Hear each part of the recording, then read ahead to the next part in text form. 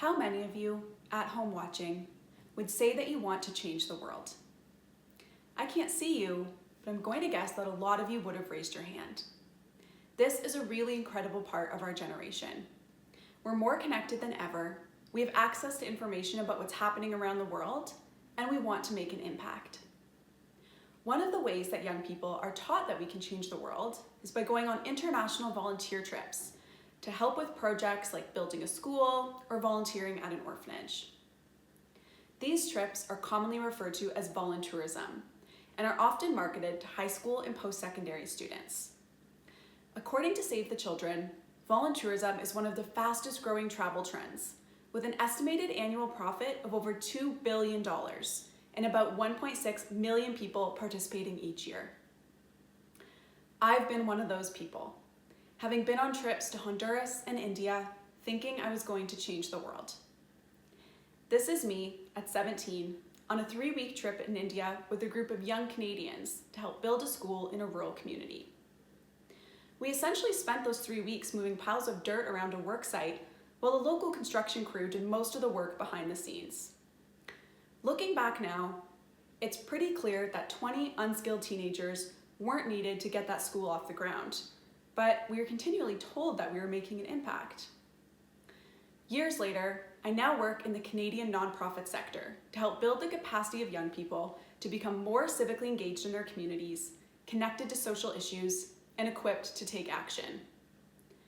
In my career, I've learned of many impactful organizations here in Canada looking for the support of volunteers. Yet, I still so frequently meet young people interested in international volunteer trips. As my understanding of social issues has grown, I've become more and more critical of my own experiences with volunteerism and with the industry in general. There are probably some of you watching today who are either considering going on a volunteerism trip or know someone who is. So what I want to share with you are the 5 questions that I wish I had asked myself before becoming a voluntourist. Here's the first question. Do I really understand the issue that I'm wanting to help with? To help you answer this question, I'm actually going to ask you another one. When thinking about poverty here in Canada, which is experienced by 1 in 7 Canadians, do you believe that there's a simple, quick solution to combating it? Most of us can probably recognize that there are a multitude of deep-rooted, complex issues working together to cause and perpetuate poverty in Canada, such as affordability of housing, unemployment rates, mental health, systemic racism, the list could go on. So if we can understand how complex it is to solve issues in our own country, why do we feel that we can go to another country, and often one we know very little about, and solve their problems on a short-term trip? A writer named Courtney Martin describes this way of thinking as the reductive seduction of other people's problems. She notes that there's a trend of people from Western countries oversimplifying the issues of others, while tending to overlook the greater systemic issues in our own communities. On my volunteer trip in India, I was taught that a very simple model could solve poverty. Build a school, construct a well, teach them basic entrepreneurial skills, and you have a sustainable solution. I wasn't taught about any of the more complex factors that existed outside of that community that contribute to causing poverty and inequality, like having a colonial history or the global economy. We were looking at the issue in a very narrow way because it made it easier for us to understand and to feel like we could help. Now, there may be some cases where potential volunteers have really studied the issue and feel ready to contribute. So this brings me to the next question I wish I had asked before becoming a voluntourist. Question 2, am I qualified to help with this issue and uniquely positioned to make an impact? When I went to India to build a school, I had no construction skills. And even if I had, there were clearly people in that community who had those skills. So there wasn't a gap that I was uniquely positioned to fill. It's also so important to consider if you would be able to do this work in your own country. Could you walk onto a construction site without any experience handling tools? Would you be able to work with vulnerable children without a social work degree or criminal record check? If the answer is no, then you probably shouldn't be going to another country to do that work either.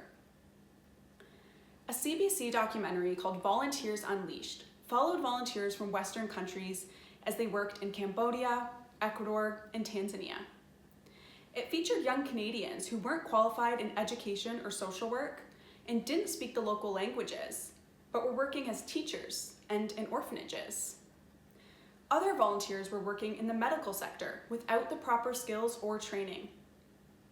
One volunteer from the Netherlands who only recently graduated high school said that he drew blood from a patient on the second day of his medical placement and assisted with a surgery on the third. These aren't just examples of volunteering that probably didn't make much impact. These are examples of volunteering that could cause real harm. When talking about voluntourism, there's often this assumption being made that just because a country has high rates of poverty or instability, there's such a lack of skills that any unskilled volunteer from a Western country will be appreciated. This perpetuates a one-dimensional narrative of all countries in the global South as just poor and in need of help, and positions people from Western countries as the saviors. This narrative is ignorant at best, but at its worst can lead to work that is ineffective and unethical. Sometimes our good intentions can actually cause harm. It's critical to take the time to reflect on what skills and qualifications that you can bring forward, and then find an organization that is really looking for what you have to offer. Another way to determine if your voluntourism experience will be truly impactful is by asking this next question. Question 3, who is being prioritized? The project beneficiaries or the volunteers? There were many moments in my own voluntourism experience that inspired me to ask this question, but one in particular really stands out. One day while on the trip in India, our group of volunteers was brought to the home of a local woman to help patch up the walls of her house. This woman watched silently as each volunteer stepped up and took their turn working on her walls, even though they were clearly well cared for already. This was meant to be a feel-good moment for us as volunteers, but what did this woman get out of it? And how must it have felt for her to have her home used as essentially poverty tourism? This was a clear example of our experience as volunteers being prioritized over the experience of the people we are meant to be helping. And unfortunately, this sentiment isn't unique to my experience alone. In an article that went viral in 2014, former voluntourist Pippa Biddle described traveling to Tanzania while in high school to help build a library. She discovered that after their group of volunteers had finished the work each day, local tradesmen were actually taking it down by night and rebuilding it to be more structurally sound. This is a stark example of an experience that revolved around the volunteers instead of the project at hand. Similarities can also be seen when looking at orphanage voluntourism. A coalition called Rethink Orphanages reports that of the nearly 8 million children in orphanages worldwide, about 80% of them actually have a living parent. The United Nations has called on countries to divert funding away from institutionalizing children and towards family and community-based care. Yet the number of orphanages has actually grown worldwide over the last 10 years, as has the rise in demand for orphanage voluntourism.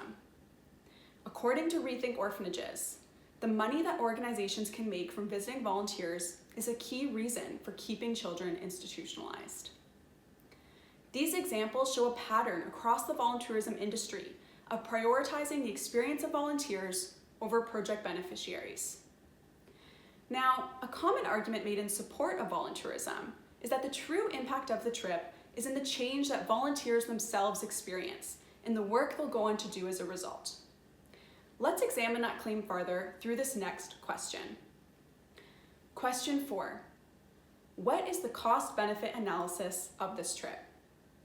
Most voluntourism trips are incredibly expensive, costing thousands of dollars for just a few weeks. While most organizations aren't forthcoming about how these costs are broken down, when you consider the itinerary for the trips, it's clear that there are many costs beyond just the project, such as flights, accommodation, tourist attractions, and administrative fees. A researcher named Kurt Allen Verbeek studied a group of Americans who traveled to Honduras to help build houses after Hurricane Mitch. He found that the cost for the volunteers to build a house including their own trip costs and the building costs, was $30,000. Had a local group built the houses, they could have built a house for $2,000. So 15 times more homes could have been built had the volunteers contributed their money directly. Now let's come back to this idea that maybe the true benefit of the trip was in the change that the volunteers experienced and the future impact they could go on to have. Well, this same group of volunteers was surveyed several years later. And while they all claimed that the trip had made a big change in their lives, there was no significant change recorded in their volunteering or charitable donations. This case demonstrates that the benefits of physically being at the project site rarely outweigh the costs of traveling there. Imagine if the 1.6 million people who go on these trips every year stayed behind instead and directly donated their money to local organizations who understand their own communities and can propose their own solutions. Some people may say that they want to spend money on travel anyways, so why not volunteer while they're at it? Traveling can be a great way to broaden your perspective.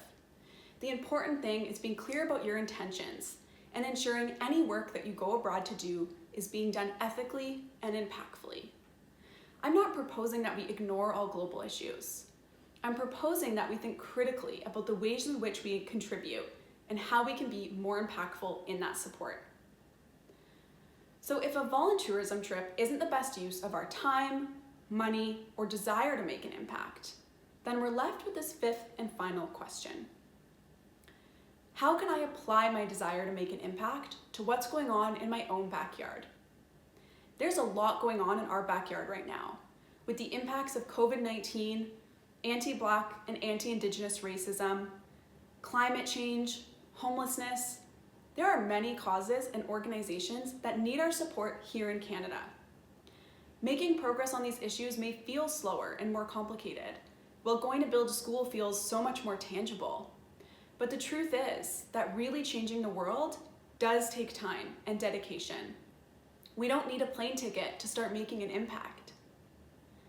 The toughest part of this conversation is looking inward and reflecting on your own intentions for wanting to go on a volunteer trip. If it's truly about making an impact, then consider donating money directly to causes that you care about internationally, supporting local causes, or taking the time to find the right opportunity for you to contribute ethically and impactfully. We all should want to change the world. It's just time we change how we do it. Thank you.